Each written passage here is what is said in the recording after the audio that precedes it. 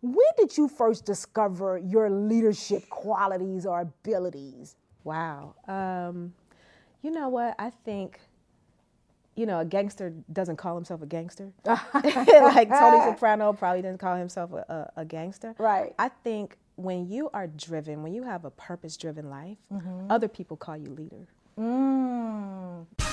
Hello, and welcome to the Leadership Reality Podcast with your girl, Tige Charity. This podcast is for C-suite leaders to discuss their experiences and provide insight, encouragement, and inspiration for seasoned and inspiring leaders, offering valuable solutions to today's challenges that will inspire, ignite, and invigorate new and seasoned leaders to walk in their God-given authority with compassion, kindness, and empathy. So sit back, relax, and be prepared to be inspired with today's episode of Leadership Reality. Thank you. Welcome to another episode of Leadership Realities with me, Tige Charity, where we will be sharing tales from the top. Y'all, my friend is here today, Miss Syd Stewart. She is the founder and CEO of Better Youth, a social impact nonprofit organization based in South LA with the mission to build creative confidence, bridge resource gaps, and prepare foster and system impacted youth for sustained success in the creative economy. Syd is a former educator for Girl Up, a teen girls empowerment initiative through the United Nations Foundation. Ms. Stewart was a former director of Usher's New Look Foundation and LAUSD Beyond the Bell Arts and Education Program, where she managed grant programs for 2 high schools and 5 community satellite sites in Watts. Syd is also a screenwriter and filmmaker. She a bad girl, y'all. As a youth advocate, Syd serves on the Career Technical Education Advisory Council for LA Unified School District, the Advisory Council for the Foster Together Network, steering committee member for LA County Mentoring Nexus, and an inaugural member of a national leadership cohort for Mentor. In addition, she was appointed for the California State Interagency Committee on Apprenticeships for the Division of Industrial Relations and the Division of Apprenticeship Standards. Y'all know I'm like a little kid at a candy store right now. Where do you even find the time, Miss Syd? You asking me? Come on. Welcome. Thank you for having me here. This is so fantastic. I always love when I'm in the studio. It feels like home, so I can imagine what your young people feel. Absolutely. You know my home is your home. Amen. Yay. Thank you for having me. Absolutely. Syd, first let's talk about Better Youth.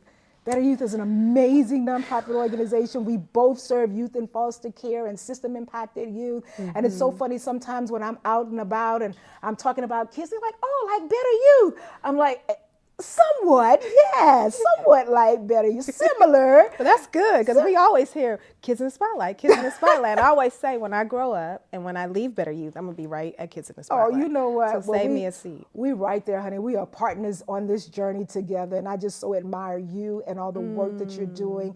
And I get to serve some of the same youth that you serve. Absolutely. So we talk about a partnership made in heaven. God knew what he was doing. He sure did. I remember meeting you years ago at PBS when Kathy Jura had her initiative there. That's where we met. And then, I'd known Franco.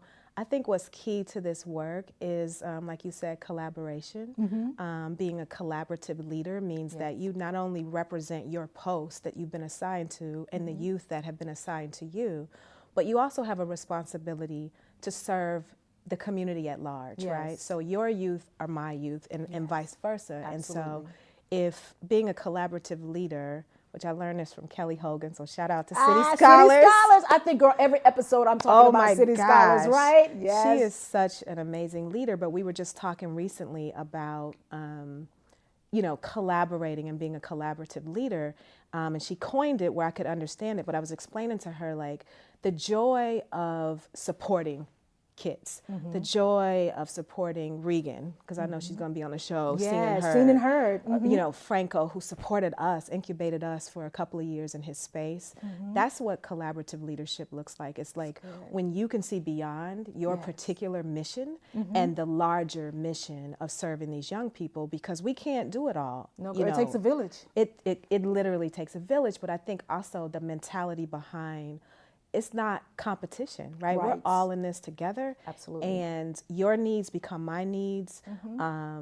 And so that's kind of like my next frontier of learning how I can serve at a greater capacity by being concerned with the needs outside of Better Youth, actually. Absolutely.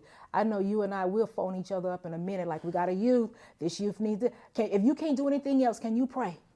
Didn't we? I mean, really? That's honestly, how we roll. We just had that conversation before getting on camera. That's how we roll. Like, if you can't do anything else, can you just That's pray? right. I got a kid that's in a crisis right now. That's right. Can you just pray? And I love that. Absolutely. I was sharing with another one of my guests. We were talking about partnership and collaboration, and I was telling her early on in KITS, around year 5, how for me, I felt like partnership was one of those things where I got a bad example of it. I was called in to present the work we do under the pretense that they were gonna be bringing our program to their location.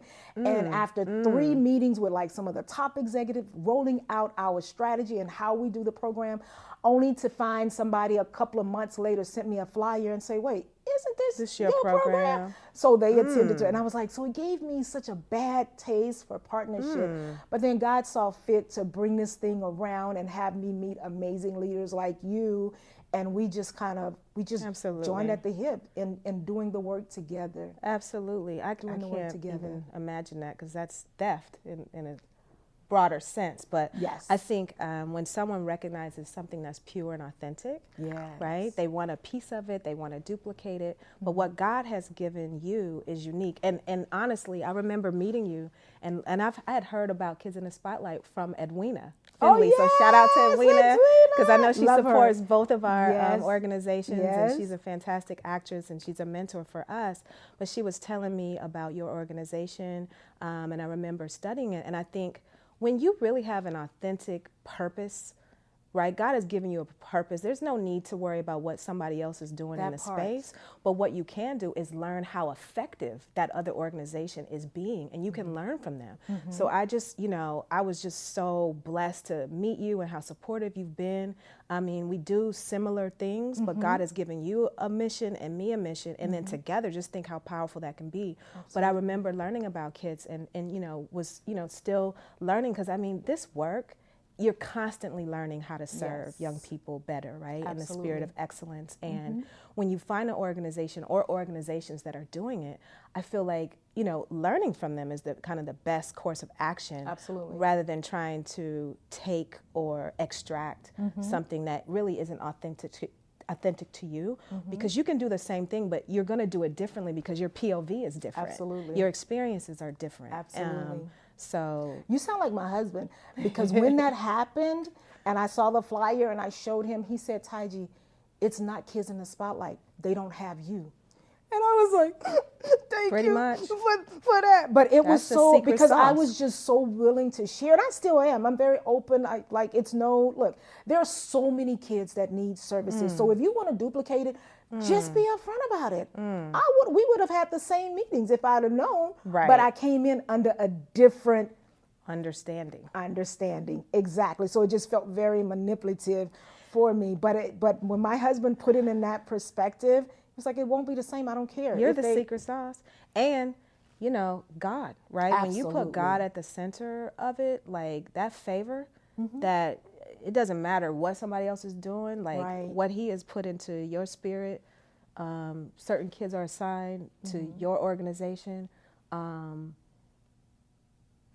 mean, the secret sauce is God. So, I mean, and God is no author of confusion, and he's not a thief. That's, look, Syd, girl, let me sit to hold. Oh, we just getting started, y'all. We just getting started.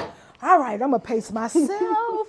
So, Syd, tell me, but tell me a little bit about the mission of Better Youth. Share with our audience all the services that Better Youth provides. Yeah, so we are a creative youth development agency, and I think at the core of our mission is to build creative confidence, right? Yes. To validate voice, and to also, provide resources and provide the needed social support. So I think that's key to any program. Right. I think when you And then also just loving on kids, right? Yes. Loving on them Absolutely. and not judging their journey. Right. But for us, it really is to bridge that digital divide, right? And to address those diversity, equity, and inclusion and accessibility issues that we find in arts, media, entertainment, and even tech. To prepare these young people for personal and professional success. So it's a holistic approach.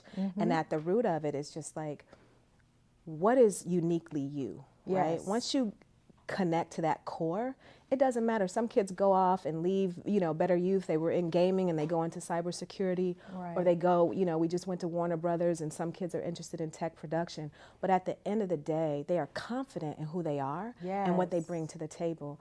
And as you know, youth and care come from varied experiences that would otherwise not validate that experience that they've had. Right. But resilience is key to these young people's survival. And so building and having a strength-based approach of saying everything that you have, your whole toolkit is unique. Yes. How do we use that in telling your narrative and going out and expressing to the world and going out and letting people know that you have something to give that no one else has. Yes. And that, I think, is key. But I think with social support, providing nutrition. Every time kids come to the lab, we got food. We start off with food. There you go. Because, baby, they come ready to eat. I'm like, good Lord, it's cheaper to clothe you than to feed you. Ready to eat. That budget is expensive, but it's necessary. That's a basic need. Absolutely. Transportation, basic need.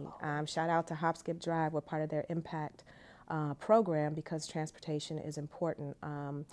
Housing, helping navigate. But I think we, know our lane. We're media arts folks. We're practitioners, we're artists, we're writers, but we also are human beings, and understanding that you need a network and you need support all throughout your journey to be successful. So building that community. So we have 4 tenets. We say soft, hard, home, and hustle. So we teach. I like that. soft skills. Soft, hard, home, and hustle. Soft, hard, home, and hustle. So soft skills, the professional development, workplace etiquette that you need to navigate in a workplace. Technical skills, just the basic technical skills in animation, gaming, filmmaking, project management. And home, which is really building a community, because you don't age out of family. Right, a sense of belonging. A sense of belonging. So nothing can compare to feeling like you belong. And it doesn't matter who you are, what gender preferences, all of that. When you come, you're an artist. Yes. We're artists here at Better Youth, and then hard, right, or hustle. It's really that tenacity, that persistence, that motivation, and that drive to succeed. And I think when you pour all that into a young person, like Keon, so Keon's the example. Exactly. So Syd actually referred this young man to our program, Keon, and we're actually shooting their film tomorrow. He's part of a cohort at our USC program, and we're getting ready to shoot their film tomorrow. He's an example of all of those things coming together. He's a fellow in our program, going off to Howard University on Sunday. And his hustle will continue when he gets to Howard. But, he came in the door with a little bit of that, but we strengthened it, fine-tuned it. Iron sharpens iron. So I have no doubt that Keon will be successful. Excel. Absolutely. And plus, he has that village around him. Still. He has your organization. He has Kids in the Spotlight. And he was part of Seen and Heard. Sure was. Organization. I saw their video the other day. And I was like, is that Keon? Sure was. I'm like, you better tap into all of it, okay, baby boy? Tap into. And I love that. That's right. I love that. But I want to say, so you actually had to evolve. Like, I love the way you frame all of what you do so beautifully and so impactfully. And we've had to really frame that, because when you were writing grants for funders for the longest time, they were like, oh, that's cute, they make film. And I was like, oh my gosh, it's so much bigger than making a film. That's the end result. That's the tangible product that they can go back and look at and celebrate their accomplishment. But it's all the in-between that they're getting. And learning how to make a film. Because you don't just make a film. It's the professional development. It's the collaboration. It's the 21st century skills. Absolutely. It's networking. It's professional etiquette. And you know what? We could be teaching anything, really. What I realized is, matching purpose with passion. Like, I'm a filmmaker. I'm a creative. So it's like, what do I know that I can teach that I'm passionate about? Yes. But I think when you provide all of those things, it could be film, it could be basket weaving, it could be whatever. Right. It's like you're providing an opportunity for young people to evolve. Yes. To evolve in an authentic, pure way where they can discover themselves and be curious. And it's without judgment. Yes. And it's like if you decide not to go off and be Ava DuVernay or with Keon, the next Denzel Washington, right? you know, Or that's Spike okay. Lee, whichever lane you go He's in. going to be a hybrid and all of that. be something that we'll all be sitting at his premieres at. But if he decides and he gets to Howard that he's going to go do something else, we've built that confidence in him that you can make a decision, you could self-advocate for yourself, and you could take care of yourself. At the end of the day, that you have the skills necessary to go work, get a job, be an entrepreneur, but just do something successful for yourself and be yes. successful. Absolutely. And be just a positive contributor to society. Absolutely. I love it. Absolutely. I love it. So let me just ask you, when did you first discover your leadership qualities or abilities? Wow. You know what? I think, you know, a gangster doesn't call himself a gangster. Like Tony Soprano probably didn't call himself a gangster. Right. I think when you are driven, when you have a purpose-driven life, other people call you leader. You're just doing what God told you to do. And I think it really, honestly, was City Scholars, like hovering all the eagles in the space, like you and Dr. Charity, and really owning that title as a CEO or a leader. But I think embracing your role as a CEO. Embracing it. I think I'm just coming into that, honestly. Are you serious? I mean, you girl. Just coming into like, okay, this is what it is to be a leader. Because when you're out there and God has sent you on a mission, that's what it is. And other people may call that leader, people call that activist. Right. All I know is that I'm a servant. Yes. And that's what it is. I'm a servant. But I think, you know, coming into that, it's just like now it's just like the fruits of the labor and understanding like, okay, because we need community too. Absolutely. You need to be around other leaders that are having challenges, and when, you know, because you often operate in a bubble. Yes. And so, or a vacuum. And so what's great is to say, okay, I embrace that role as a leader. Now, what does that mean? What other additional responsibilities do I have? And how can I learn from others? Like, you know, I watched Franco's growth, you know, his trajectory, and I'm watching Reagan's and just other leaders. And so now just really starting to embrace that. Call myself a leader. Look, I started City Scholars about 7, maybe 8 years ago, and I was in that same place. Like Kellyanne was like, Tige, the work that you're doing is amazing. And for you, it's ministry. She said, I understand that. She said, but you're running a business. So I need you to now change the lane. Like you stay, it's still that ministry component, what you're doing. You're a servant. I understand that. But as a servant, you still need to have the leadership qualities as you grow, as you develop, as you build your team. Absolutely. And of course, it started with just me and developing that confidence of being a leader. I told Kellyanne one time, I remember being out and I had on a Kids in the Spotlight t-shirt. I was at a restaurant on Ventura Boulevard in Sherman Oaks. And two white ladies ran up to me and they was like, oh my gosh, I know that organization. I know Kids in the Spotlight. And I'm like, oh, great, thank you. And they was like, do you work with Kids in the Spotlight? And I was like, yes, I do. And they said, I know your board president. He's amazing, blah, blah, blah, blah. And I'm sharing this with Kellyanne, all proud that, you know, people recognizing us in the street. Right. And she said, did you tell them you would see the CEO and founder?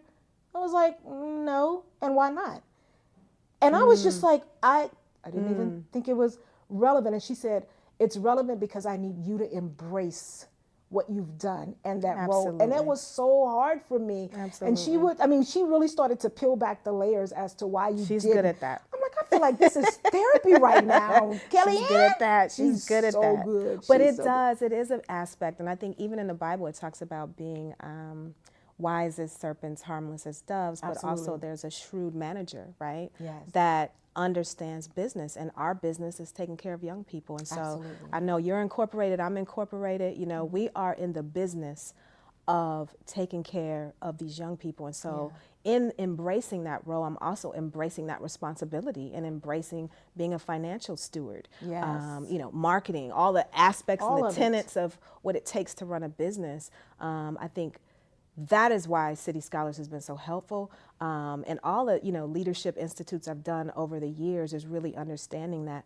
we're creating a legacy. And I remember, I think Kellyanne said something that it would be an injustice for you to do all this work and then have it go by the wayside. Like, this is a legacy. If anything happens to you, who's going to carry Who's going to carry the torch? Because who's going to do all that you do? And that was another thing for me when it came to compensation. She was like, it's not even a realistic salary. You are a CEO. I need you to compensate. And I was like, where we going to get the money from, Kellyanne? And so, just taking us through that growth trajectory. And that faith to say, you know what? I should be paid. And, giving myself raises. And, I was more concerned with giving raises to my staff. Absolutely. Program. Everybody else Me was too. good. And I was taking a hit. And I'm just like, no, that's not good business. Right. Everybody should be, it's equity, right? Absolutely. It should be equitable across the board. And when I'm successful, guess what? Right. Everybody in the team is successful because great people make other people great. Absolutely. And I love the way, for me, how she framed it. She said, so if anything happened to you, your board cannot hire another CEO at this level because nobody's going to do the job at that compensation And so level. why are you? Why are we? And I was like, oh, okay. But it's so good just being amongst leaders who can mentor you, right? That's true. Who are some of the other leaders who've mentored you on your journey? Oh my goodness. So I have a mentor. He's the president of Universal Music Publishing. His name is Evan Lamberg.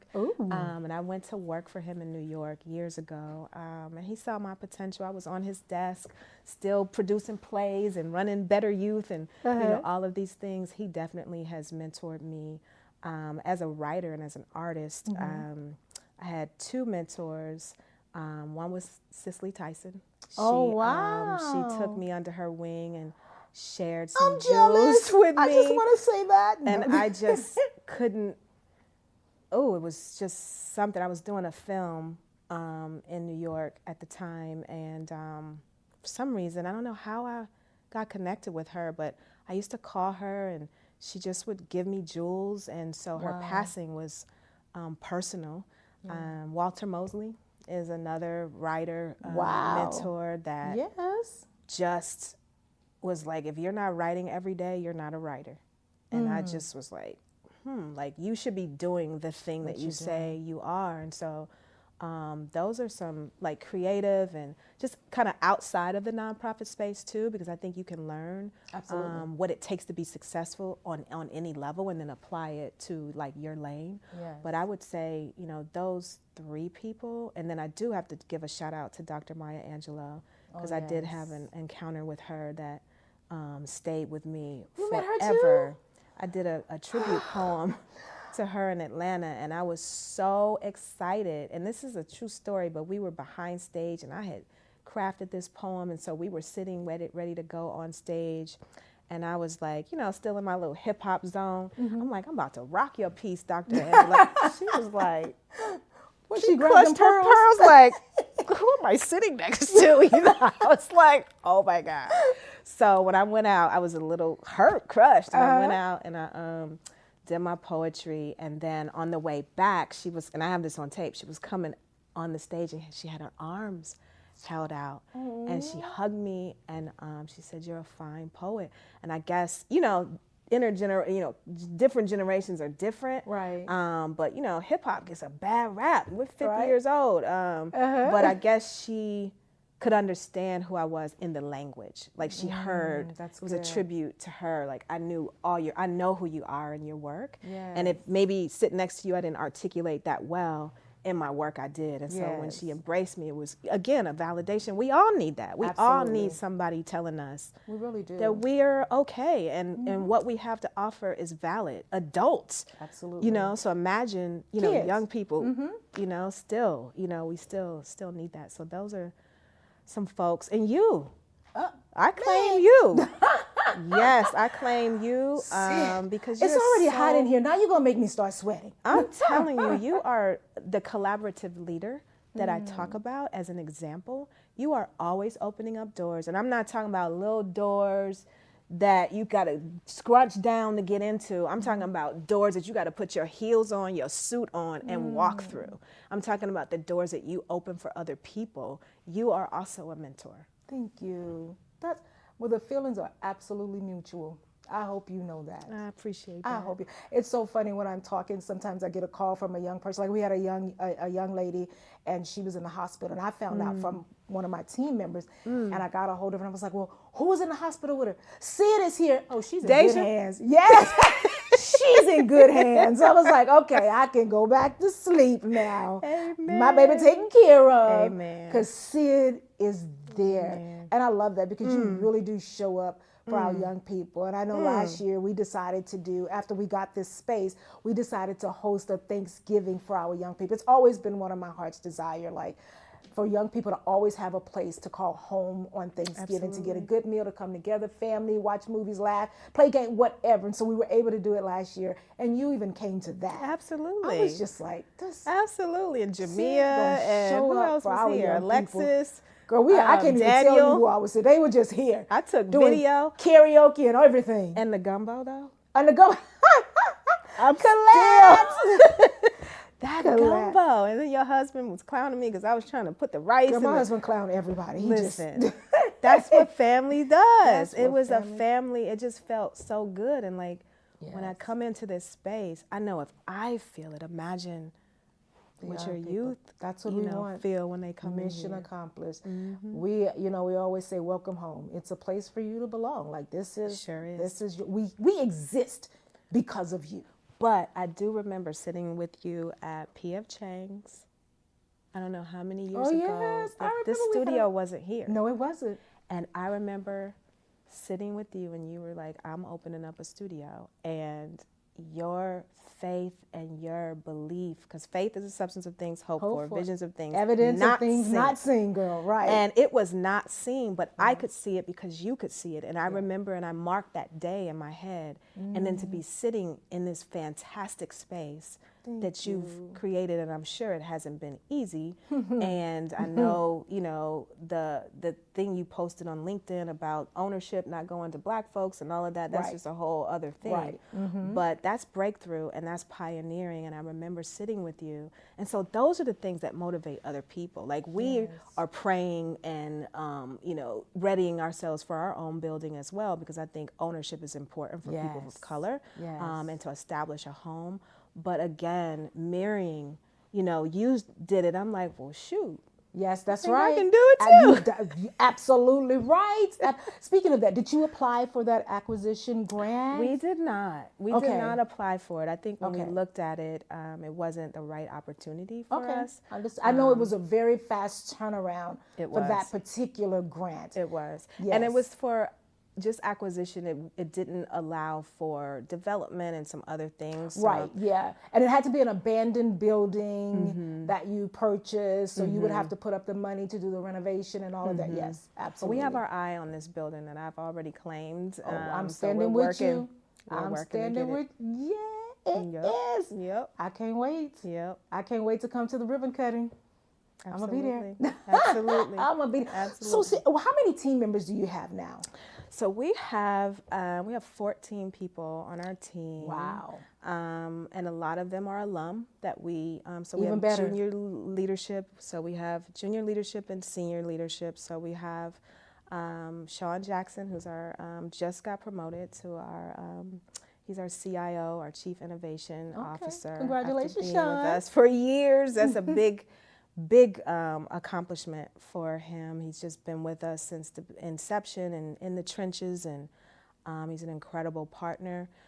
We have our CFO, Larry, which I got to hook him up with Raleigh, so they can, compare notes. Absolutely. And then we have our facilitators for our labs. So we have 3 of those in our media arts lab. And then we have some junior leadership that, either was an alum or was a volunteer. So we kind of have like that William Morris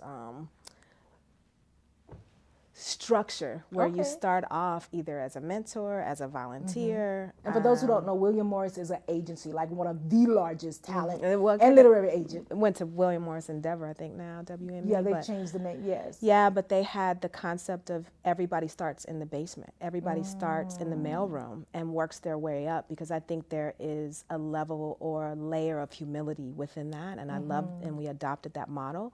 So anybody that comes to us pretty much starts off volunteering, mentoring, that. because you got to understand who we are from the Absolutely. inside.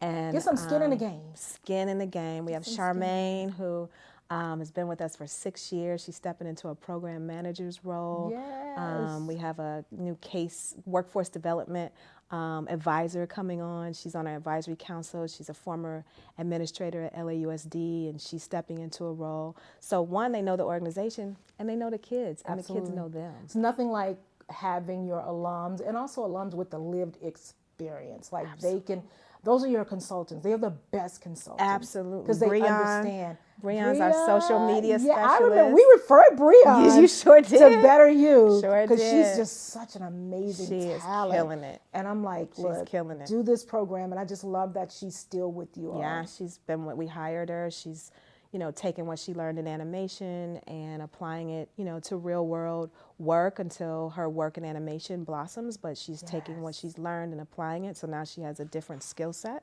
as a social media specialist. And now when she, beyond Better Youth, she can go out and apply for a couple of jobs. Absolutely. And, be not ready. just one, y'all, a couple of Couple jobs. of them. All right, because she got skills. That's right. That's and she right. also has the emotional confidence now to be able to She go out is and apply for fantastic. those jobs.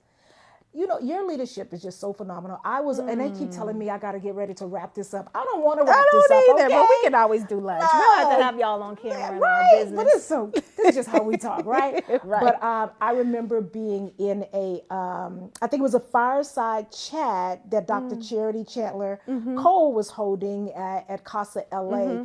And there was a young lady who runs your Reel to Reel. Jaszmin Rivers. Jaszmin, and she was asking about leaders that they admire. And she was like, there was this woman that used to always wear heels at this school, and everybody kept saying, I need to speak with her. And I'm like, this is interesting. Who is she talking about? She said, her name was Syd Stewart. I'm like, of course it was. Of course it was Syd. Jaszmin. And just to hear the young people talk about how much they admire you and love you and how you show up for them is just, it's beautiful.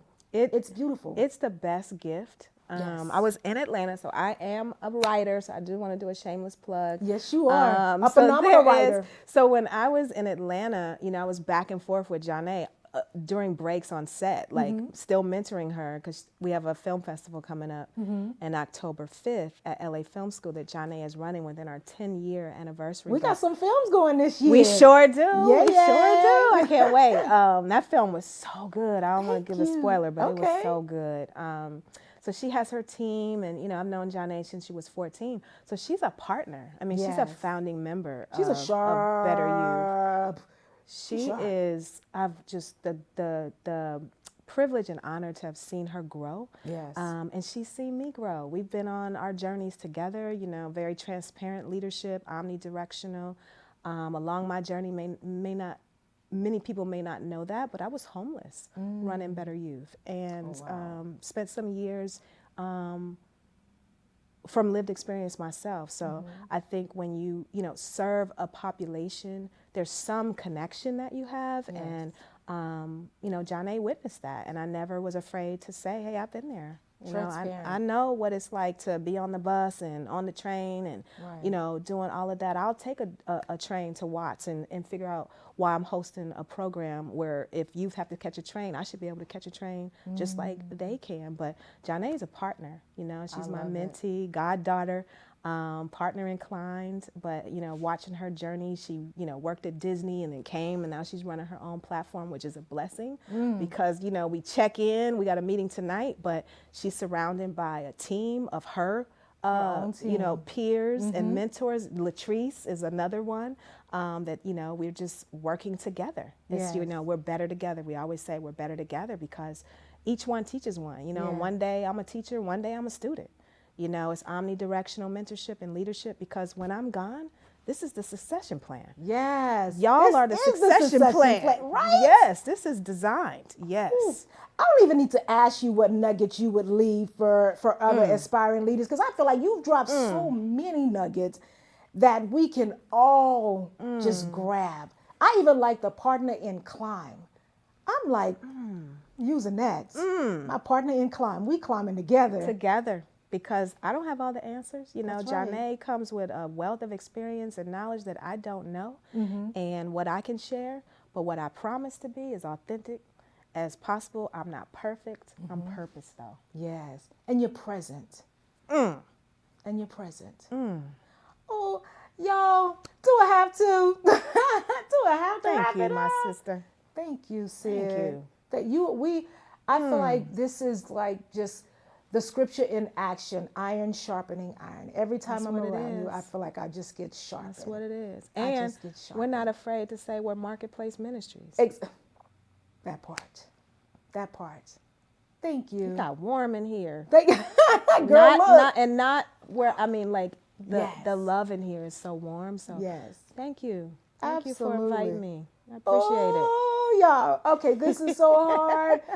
But we do have to land this plane. Y'all, that is another episode of Leadership Realities with my girl, my friend, my partner in climb, Miss Syd Stewart, the CEO and founder of Better Youth Foundation. So I just hope you had to have gained something today that you can use on your leadership journey. So remember to do those 3 magical words: like, subscribe, and share. And also thank you again to my amazing production team, our producer Kimberly Sparks, our jack of all trades who handles the cameras, the lights, the mics, and anything else you want to think of, Mr. Ed Broaddus himself, who's also our studio manager, and his amazing interns like Mr. Noel and a couple of other these young folks that he's training. So I just want to say thank you. We could not do this work without you. So until next time, don't forget, remember, like, share, and subscribe.